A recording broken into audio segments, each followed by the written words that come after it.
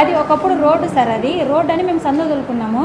ఆ సందులో ఆయన రోడ్డు లేదు, సందు లేదు, ఏం లేదు, ఆ స్థలం నాదేనని చెప్పి అంత దౌర్జన్యం చేసి ఆడవాళ్ళని పిలుచుకొని వచ్చి కొట్టించి మరి మమ్మల్ని మేము వాళ్ళు కొట్టించిన తర్వాత మేము స్టేషన్ దగ్గరికి వెళ్ళాము. స్టేషన్ దగ్గరికి వెళ్ళి కంప్లైంట్ ఇస్తే వాళ్ళు ఇద్దో అద్దో అని చెప్తూ పంపిస్తున్నారు.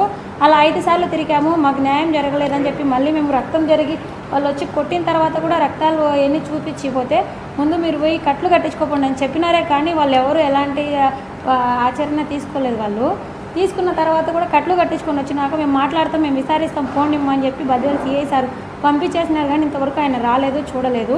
వాళ్ళు కూడా పట్టించుకోకుండా ఉండి పట్టనట్టు ఉంటున్నారు. మేము ఎక్కడికి వెళ్తే న్యాయం జరుగుతుందని చెప్పి ఇక్కడికి వచ్చాం సార్. ఆయన పేరు మా పక్క స్థలంలో కొన్న ఆయన సుబ్బరాడి గల్ల ఆయన మా స్థలాన్ని పక్కన కొన్నాడు. ఆయన కొనింది 5 సెంట్లు అయితే ఇప్పుడు 10 సెంట్లు మాదని చెప్తున్నాడు.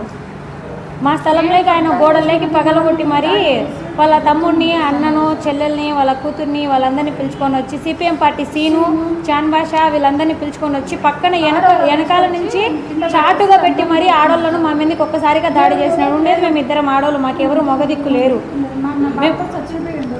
నాకు చిన్నబిడ్డ ఉన్నాడు. ఆ పిల్లలని చూసుకునే దాంట్లో వాళ్ళు ఇరువైపులా వచ్చి గుమ్ముకొని జుట్లు పట్టుకొని కింద మీదేసి రాళ్ళల్లో దొబ్బుకొని గాయాలు అయిపోయేటట్టు రాళ్ళల్లో దొబ్బేసి మరి గాయాలు అయ్యేటట్టు కొట్టినారు. మమ్మల్ని ఎవరు అడిగేదానికి పెట్టేదానికి పెద్ద దిక్కు లేరని చెప్పి వాళ్ళు మమ్మల్ని ప్రతిసారి వచ్చి కొడుతుంటే మేము కొట్టించుకోలేక ఇంత దాకా వచ్చాం సార్.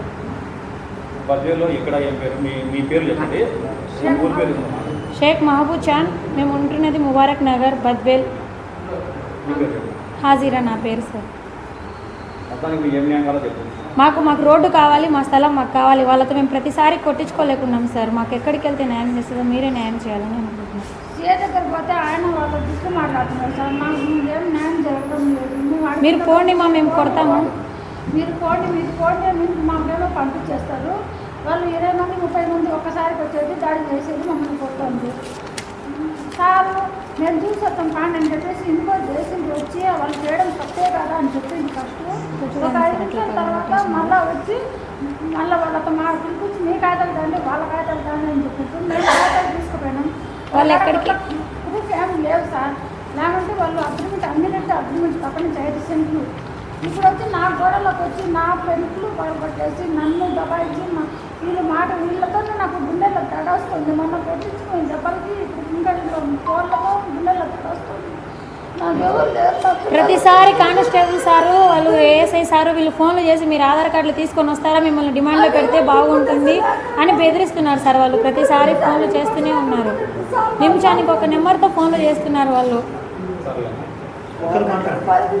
మరి మా దగ్గరకు వచ్చి చూశారు. చూసిన తర్వాత కూడా ఆయన సరేలేమ్మా మేము మాట్లాడతాం, మీరు వాళ్ళు కాగితాలు తీసుకురమ్మని చెప్పారు. కానీ అక్కడికి వెళ్ళిన తర్వాత మీరు ఇలా చేయడం తప్పు కదమ్మా, మీరు 10 సెంట్లు అంటారు, 10 సెంట్లు మీకు ఇస్తారా, అగ్రిమెంట్లు మీరు రాపించుకున్నట్టు మీ ఫేక్ అగ్రిమెంట్స్ మీకు సొంతం కాదని చెప్పి మమ్మల్ని బుకాయిస్తున్నారు సిఐ సార్.